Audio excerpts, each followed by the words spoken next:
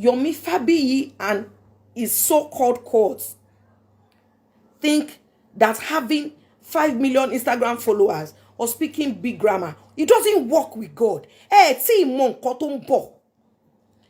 This is the judgment of the court. I doff my hat to all the men and women, to the DPP, to all the lawyers that stood for the truth. Yomi, you still left your home today to come to court to continue to try and victimize the survivors, to try and play. I don't care what you're doing, whether you are doing money clout or I don't care. Yomi, Lord Dira, Ijambo, Konshe, Ija court yo. Ìdájọ́ Ọlọ́run tí mò ń béèrè fún, Ọlọ́run ti fún mi. Forget the court. The judgment of the court is for all the survivors. They deserve that judgment. They've been through hell. Elizabeth Makinwa, aka Megati, your child was defiled by Baba Ijesha. And along the line, you decided that you wanted to, I don't know, co-opt or do in conjunction with Yomi. Elizabeth, let's say the Lord DNA Kosile. Bẹ́ẹ̀ni mo sọ fún ẹ. Bẹ́ẹ̀ni mo sọ fún yín. Madam Idowu Phillips, aka Mama Rainbow. Ẹni tó bá mọ̀ yín kó lọ sọ fún yín. Mo ń sọ fún yín, èmi Princess Oluwadamilola mo ń sọ fún yín Idowu Phillips, aka Mama Rainbow. You know I know you very well. Ẹ jẹ́ ká gbé ọ̀rọ̀ Gbàdàmọ́sí sẹ́gbẹ̀. Ẹ jẹ́ ká gbé ọ̀rọ̀ pé you said, oh, you are a nurse, you went, which we know you never. Àwọn tí ò mọ̀ yín ló máa mọ̀ yẹn. I'm telling you now, Madam Idowu Phillips, when you were in Odunfa, I'm on you. All the people that you thought you were guarding, especially Sake, involved in, molesting girls, doing all that. It will be any ara Odunfa. If I'm lying, you will know there's this song you used to sing. Àṣẹgbé kankan ò sí nílé ayé. Ẹni tó ṣe ere ń ṣe ló ṣe pamọ́. Ẹni tó ṣe éka ó ṣe pamọ́ ni. Gbogbo ẹ̀ ló yọ Ọlọ́run. Kò jẹ́ fi gba kan ọbọ. Yes, I registered there myself in that Odunfa because then they were the in thing. I approached Yinka Quadri and Ogogo, but paid for the form, everything. And I told them, I'm already an actress, so I don't need to come for your rehearsals. But I had to leave because of some people calling you in Ebute Meta in that Odunfa. You are not, it's not a new thing, Mama Rainbow. But what shocked me about you, Mama Rainbow, Idowu Phillips, is the fact that Ọlọ́run mo sori molade tún wọ́n la ṣe tí èmi àti yín jọ ń pè ó ń dúró dé yín ẹ pera yín ní ìránṣẹ́ Ọlọ́run Mama Rainbow ẹ pera yín ní ìránṣẹ́ Ọlọ́run ẹ jẹ́ kí n sọ fún yín tí ẹ bá lọ tọrọ ìdáríjì ẹ̀ṣẹ̀ lọ́dọ̀ Ọlọ́run kí n dẹ̀ rí k'Ọlọ́run fi hàn mí pé yes Princess Idowu Phillips ó ti tọ́ tí ẹ bá lọ túbá fún gbogbo ẹlẹ́dàá àwọn ọmọ tí Ìjẹ̀ṣà ti ṣèkà fún tẹ wá pè mí tẹ pretend tẹ wá lọ lẹ́yìn mi tẹ lọ ń bà mí jẹ́ tẹ bẹ̀rẹ̀ sí ní sọ̀rọ̀ débi pé ẹ lè mú mọ́ra ẹ bẹ̀rẹ̀ sí ní shatter mi. You went on the news. Idowu Phillips, Iya Rainbow. Ọlọ́run mo sori molade tún wọ́n la ṣe. Ọlọ́run SBG Oshofa. Ọlọ́run Babalola. Ọlọ́run Jacob, Isaac àti Abraham. Adágbére fún yín ẹ̀mí mọ́ adágbére fún yín pátápátá. Ìgbẹ̀yìn it will be worse than that of Saul. Ẹ lọ kọ sílẹ̀. Bẹ́ẹ̀ ni mo sọ fún yín. Anybody tẹ́ bá mọ̀. Òun ni kẹ́ lọ. I don't bloody care. I don't fear you people. You've killed me. You took away my joy. You took away my joy. You put sadness in my life. I'm not afraid of you. You don't know, a man who has lost everything does not have anything to lose again. Ni bombe. Idowu Phillips, aka Mama Rainbow. Bẹ́ẹ̀ ni mo sọ fún yín. Mo feel Ọlọ́run orí Mọ́ládé tún wọ́n la ṣe. Èmi àti yín ọmọ Kérúbù ni wá. Gbogbo ibi tẹ́ bá lọ, ẹ̀mí Ọlọ́run á dágbére fún yín. Ẹ̀mí Ọlọ́run á jìnnà sí yín. Ìgbẹ̀yìn á le ju ti Paul tó di abókù sọ̀rọ̀ lọ. Bẹ́ẹ̀ ni mo sọ fún yín. Bẹ́ẹ̀ ni mo sọ fún yín. Bẹ́ẹ̀ ni mo sọ fún yín. Because I did not do anything to you. Anything. And I never said you should not support whoever you want to support. Why do it at the detriment of my own name? Ọlọ́fà iná àbíkílẹ̀ pera yín. Mo ti sọ fún yín pé ọ̀fà iná yẹn ló máa bá ayé yín jẹ́. Ìgbẹ̀yìn ayé yín á rí jálajàla ju ti ẹranko lọ. Bẹ́ẹ̀ ni mo sọ fún yín. Èmi Princess Oluwadamilola mo sọ fún yín. Gbogbo ogun tẹ́ lè ṣe ẹ ti sọ o. Ẹ ló ní bẹ́ ṣe ń ṣe o. Gbogbo ẹ̀ ní kẹ́ tẹra mọ́ o. Ẹ tẹra mọ́ o. Ẹ tẹra mọ́. Torí gbogbo yín máa bẹ̀rẹ̀ sí ní kúkú ọ̀wọ̀ bẹ́ẹ̀ ni mo sọ fún yín. Bẹ́ẹ̀ ni mo sọ fún yín. Ṣé rí Bible yìí ṣé rọrọ Ọlọ́run ó ní mo dúró lé. Ẹ̀yin tẹ́ believe pé ẹ ní agbára yẹn ẹ tẹra mọ́ ẹ gbà Egba. Now, in the Yoruba movie industry, you want to talk about rape, you want to talk about sex for role. Let's even, if I mention your name, if I mention your name and you are sure of yourself, come. I will look for a way to add this live video. Come and tell me that, princess, you are lying. Yinka Quadri and what's his name? Mr. Latin. Yes. Yinka Quadri and Mr. Latin. Please. Did I not call you some years ago? Yes. Adebola, Lizzie J. I'd accused somebody of, sexual harassment. I called you. Yes. I called you. What did you tell me? Any only bacheman shele makwe won. Ema ba won sọ̀rọ̀. And I told you, 4 people in your industry, 4 ladies had already accused Abe of sexual harassment, of rape, even of bondage. And I told you, and you said you will look into it. What have you done? Yes, tell Yinka ko emi ni mo sọ bẹ́ẹ̀ and Latin. Tẹ́ bá wà ẹ jọ̀ọ́ Alhaji ẹ bọ́ sókè sọ fún mi pé princess ò pè wá. So Yinka Quadri and Baba Latin, Alhaji Yinka ẹ jáde kẹ́ sọ pé princess ò pè wá. Ẹ jáde kẹ́ sọ pé irọ́ ni. You have turned sex for roles into a habit, a dirty habit. Imagine the number of your nudes, your pictures that your victims have been sending to. Don't send this thing. Go out. If you are a survivor, turn your pain to power. Go out. Speak up. Lórí ọ̀rọ̀ bàbá Ijesha yìí, kò sírú orúkọ tí wọn ò tí ì pe Yomi Fabiyi tán. Àwọn kan tiẹ̀ ń sọ wípé adúrótini lọ́jọ́ ìṣòro ni Yomi Fabiyi. Bẹ́ẹ̀ làwọn kan sọ pé ẹni tó dúró tì bàjẹ́ ni Yomi Fabiyi. Ó ṣe lè máa dúró sẹ́yìn bàbá Ijesha tí wọ́n fẹ̀sùn bíbá ọmọ ọlọ́mọ lò pọ̀ kan lọ́nà àìtọ́. Kódà ọ̀pọ̀ ń pé àfàìmọ̀ kí Yomi Fabiyi ó má kàndé nínú yọ̀ bí ò bá tètè padà lẹ́yìn àtìlẹ́yìn tó ń ṣe fún bàbá Ijesha. Àwọn kan ní bí Yomi Fabiyi ṣe dúró náà nìyí nígbà tí bàbá Sùwé tó dúró gbẹngbẹng ṣèrànlọ́wọ́ fún bàbá Sùwé lásìkò tí bàbá Sùwé ń la ìpọ́njú ayé kọjá kó tó jáde láyé.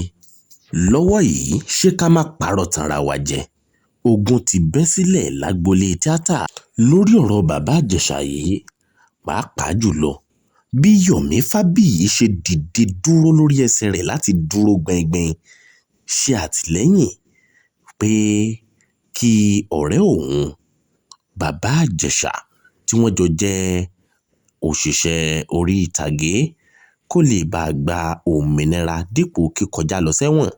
Àmọ́ tọ́rọ̀ yìí wọ́, èpè ńláńlá ni princess pàápàá ń gbé iṣẹ́ tó sì ń gbé ọmọ rẹ̀ ṣépè nítorí pé ó dúró sẹ́yìn bàbá Ijesha. Àwọn kan tiẹ̀ ń tọ́ka sí Yomi Fabiyi gẹ́gẹ́ bí ẹni tó ń dúró lẹ́yìn àṣebàjẹ́. Yomi Fabiyi, you think you are powerful? Hakeem Odumosu threatening people, trying to shut me up, doing all sorts. Ẹ ṣẹ̀ṣẹ̀ bẹ̀rẹ̀ ni o. This is the judgment of the court. Sherry, ìdájọ́ Ọlọ́run ṣẹ̀ṣẹ̀ fẹ́ bẹ̀rẹ̀ ni o. This judgment is for the survivors. Now, I have begged God in more than a year nítorí ọ̀rọ̀ yín, mo ti bẹ Ọlọ́run tì yín. Yomi Fabiyi láti èní lọ pẹ̀lú àṣẹ ni mo sọ, gbogbo ibi tí o bá wọ̀ ibi. Princess tẹ̀síwájú nínú fífi àwọn ìpè ńláńlá balẹ̀ fún Yomi Fabiyi nítorí pé ó dúró ti bàbá Ijesha. Aṣókùnkùn fún ẹ. Yomi, after Ijesha was sentenced today, you came to court to say o fẹ́ appeal. Appeal. Ìwọ tó ò tí ì mọ nǹkan tó ń bọ̀ fún ẹ. Go and count everybody that you came with. Those you brought to court. Go and count them. Lọ wò wọ́n lẹ́yọ kọ̀ọ̀kan. Níbo ló wà? Àwọn míì ti kú. Àwọn míì wà lórí àìsàn. Bó jẹ́ fẹ́ gbọ́. Yomi Fabiyi títí di ìran kejì ẹ gbogbo. Yomi Fabiyi nítorí pé o kọ̀ o ò dẹ̀yìn lẹ́yìn èmi àti ẹbí mi because you decided láti sọ̀rọ̀ ẹ̀dí eṣiṣi tó ń bá òkú wọnú sáré bí Pharaoh àti àwọn ọmọ ẹ̀ ṣe parun sínú òkú pupa tí wọ́n. ẹ̀wẹ̀ ìyàwó Yomi Fabiyi tẹ́lẹ̀ tí ọ̀rọ̀ ń bẹ lórí àjọṣe òun àti Yomi Fabiyi tíjà ń bẹ láàrin wọn ló ti dìde síta tó sì ti ré èpè tí Princess ṣẹ́ fún Yomi Fabiyi àti ọmọ rẹ̀. Ó ní ọmọ òun aburú kan ò ní ṣe torí pé back to sender ń bẹ lórí ọmọ tòun. Iyabo Ojo náà sọ̀rọ̀ o pẹ̀lú màmá Esabod ẹja gbọ́n tí wọ́n sọ. Mọ́mì Yomi yẹn tí Yomi ò bá ṣọ́ra mọ́mì mo máa bẹ̀rẹ̀ wàhálà Yomi but mo ṣì ń tẹ̀ jẹ́jẹ́ fún Yomi kan náà ni. Ṣé pé a máa gbé wá sí court case ni a ní court case. No èmi tiẹ̀ máa bá ẹ mọ̀ pé ẹjọ́ ẹ̀ mo fẹ́ ìjẹ́ mo fẹ́ ìjẹ́. bẹ́ẹ̀ Ó ni yẹ kí mo gbé fẹ́ case ẹ̀ wá ìjẹ́. sí court lóòótọ́ o. No mo tiẹ̀ pẹ́ ǹdí ẹ̀ tẹ́lẹ̀ ni kò ṣe proper case mo sọ o as in mo fẹ́ Because mo gbogbo mo fẹ́ déètì tó pé yìí gbà yẹn. I just mo ẹ mọ̀ pé mo pẹ́ ǹdọ̀rọ̀ ẹ̀ mo cause mo kàn wò pé because time tó yẹ kọ́ lọ gbé ló bímọ so mo wá wò pé ká fílẹ̀ torí ẹ̀ ṣe Ìgbà tó fẹ́ gbé yẹn ló kọ́kọ́ sá lọ. bẹ́ẹ̀ ni màbọ̀gbà tó dé Ó mo dẹ̀ gbọ́ rò pé pé ó Nàìjíríà bímọ tí nǹkan bá ti kékeré wọ́n á gbàgbé ẹ̀. ìgbà tó dé mo gbọ́ pé ó bímọ mọ́ mi so mo wá wò pé kí n fi but ó dà pé mo rí pé ó ń ju ẹnu bélébélébélébélé lẹ́ni ó dàbí pé ó fẹ́ kémi àtòun jọ Tó bẹ̀rẹ̀ jáde ó ṣe sátìlẹ́yìn ni. mo gbọ́ mo wo interview ẹ̀ mo kàn ń rẹ́rìn ni but kò mọ̀ pé òun gan fúnra rẹ̀ gan he's a bully she understand because him coming out to do that stupid thing tó ṣe tó bully ọmọlọ́mọ tó encourage tó support rubbish Ẹ tó lọ́mọ yẹn ọmọ pissing me off. 21 years ni. ọmọ wo ni 21 mọ́ mi ṣe bẹ́ẹ̀ ti rọ́ọ̀mù but mo kàn fílẹ̀ because even ìgbà tó dé gan wọ́n pè mí pé ó ti dé ṣé káwọn carry on mo kàn ní kàn fílẹ̀ nítorí pé ẹ̀ṣẹ̀ bímọ ni but tó dàbí pé orí Yomi fẹ́ yí so torí ẹ̀ bá dẹ̀ fẹ́ yí a máa kúkú jẹ́ kó yí pátápátá because a ti ignore ẹ̀. To be honest, I deserve apology from him. Because ó torture yín gan. Kò torture mi ó torture rẹ̀ but the emo kò bá tẹ̀ wá ṣe ọkọ Iyabo is not a problem but the fact pé Okay, ó lo about orúkọ ọmọ ọkọ yẹn. Iyabo fún ó yẹ kó kí gọ́ọ̀mẹ̀ntì kan fún arrest rẹ̀ fún. No, mommy, me tell you, mommy, I have reported, mommy, I have a case on him. Moko put it on hold ni. Okay, and I can, okay, yes, you have a I case. did. I filed a complaint against him. I put him on hold because all travel. Then when he came back, mo gbọ́ pé ó bímọ. So torí ẹ̀, mo wá file. She understand. But listening to the rubbish that he's saying, I feel that I think because some people, until they are dealt with, they will not understand that you cannot joke when it comes to children. Children are a no-go for nobody. But to the extent, no, ó yẹ ká create awareness, ó yẹ ká take potential lórí yẹn. Bó tiẹ̀ lọ ṣe fíìmù yẹn pẹ̀lú sinero yẹn. Yes, it's not my role. The fact that he used that girl's name in that movie and talked about it. She understand. It's a no. And I have really tried to just. Ó dẹ̀ ló ọmọ kékeré wá ń bí léèrè pé kí ló fẹ́ ṣe oníṣẹ́ aṣẹ́wó ọmọ yẹn wá ń tìka bọnu ọkùnrin no. I don't even care the narratives tó bá lò. The fact that he capitalized on Baba Ijesha's case, or why capitalize on it to make money and fame out of it. It's a no-go area. It's very wrong. I don't care what he's trying to talk about. I don't care whatever the way the story went. At that point in time, he should not have used it. And he comes out to try to defend himself, and people come out a lot. There's so many in every parastatal. It could be your father. Yes. So that's why I don't blame them. But today when I listen to the rubbish, don't vomit in the court, Lenny. He was in the court? He was there, and the rubbish tó vomit ní mo kàn wò pé. Okay, the interview tó lọ. I just think I think we're going to revisit his case. I think we have to revisit his case. Because I think he needs to learn, because he's not learning. You can even see from his marital status that they pin the wife down. So he would never. And people like that need to be dealt with. They need to be brought to the book. He needs to face the law.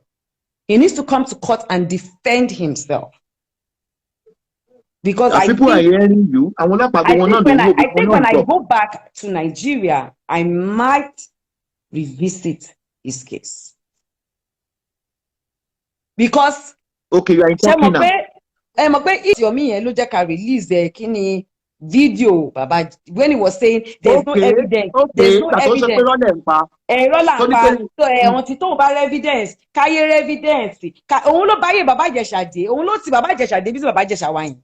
Kara tabati evidence kíní kan òun máa ṣe kíní bàtà send evidence ló tún ní ní right láti sọ pé kó má release it. Because I heard some idiot say, oh Iyabo, why are you fighting for that girl? Why don't you come out and talk about your own? I'm an adult already, number one. Number two, I didn't speak when I had to speak because of people like this. People who want to shut you up, people who will tell you that there's a reason for why that happened. You are the fault. They're always blaming the victim, the girl child, for whatever happens to them. She understand, mommy? Victim, people like that, because in our own time, we didn't know better.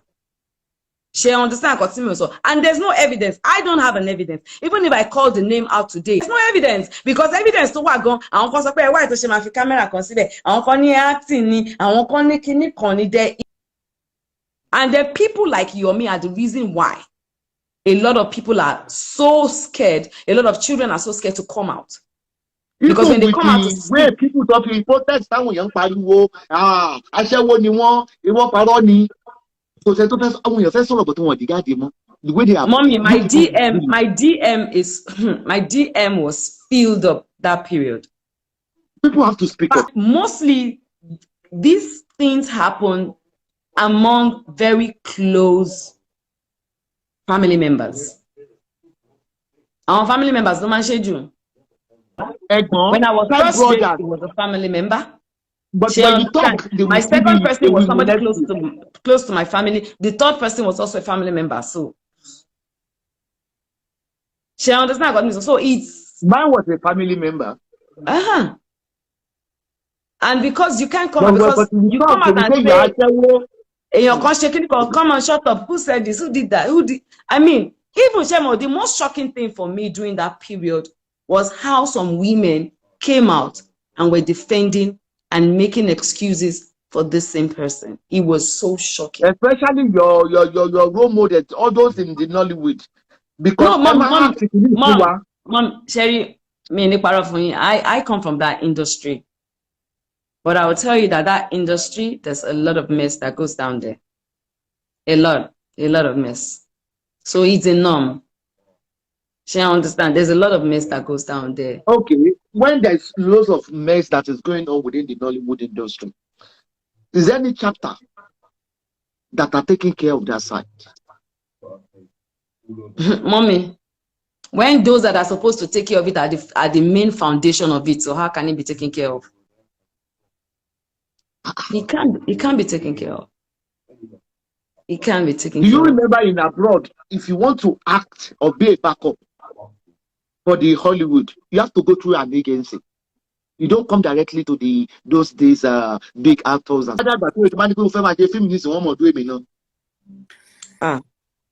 mo pé ẹ̀yin ti dàgbà so wọ́n lè má nà sí yín but tẹ́ bá lọ tight tẹ́ lọ wọ aṣọ tó sexy wọ́n kàn lè rò pé màmá yìí ṣé ẹ ní ìdẹ́pù báyìí. But that is not good. But bàbá yẹn gan ló ti níyàwó lé náà. But mọ́mí toasting ni wọ́n kàn máa toasting wọlé.